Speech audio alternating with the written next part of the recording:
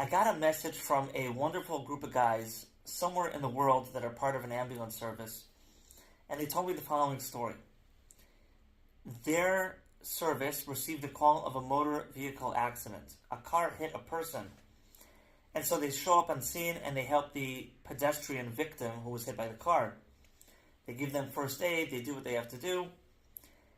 And the EMTs on scene, as far as I understand, weren't even in my workshop, but their colleagues were.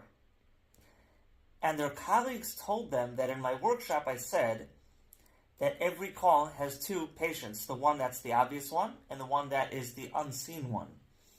And that was such a profound idea. And so they said the seen patient is the person who's hit by the car. The unseen patient in this case is the person who hit the person with their car, right? And so they went to the driver of the car, and sure enough, after speaking with them a little bit, they're very agitated, shaken up, and they worked together with them patiently, empathically, and gave them some psychological first aid and set them in the right direction. And that is exactly why I fly around the world, also on Zoom, and I give these workshops. It makes me feel so good. Some simple ideas get out to the right people. And in this case, this EMT wasn't even in the workshop.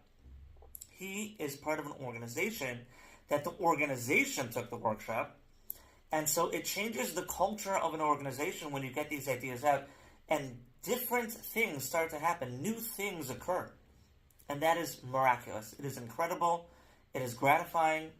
I have gratitude, and I'm very thankful that they reached out to me and that I had the opportunity to fly in and teach them. And I'd like to thank the organization that arranged that.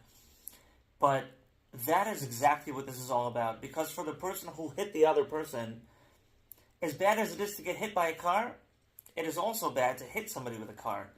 And can you imagine what they're feeling, what they're thinking, and whatever the needs were at the time, and somebody stepping in there in just the right way, assessing those needs and changing the way that they experienced that call.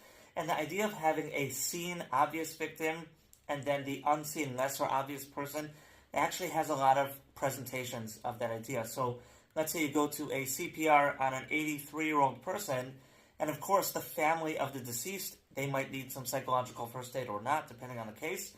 But what about the caregiver who was changing this elderly person's diapers in the middle of the night, taking them on walks, taking them to the doctor? Maybe they're not even a family member. Maybe they were doing it for pay, but they had that relationship, right? And to them, their beloved person died. So pay attention. Every case has two types of patients.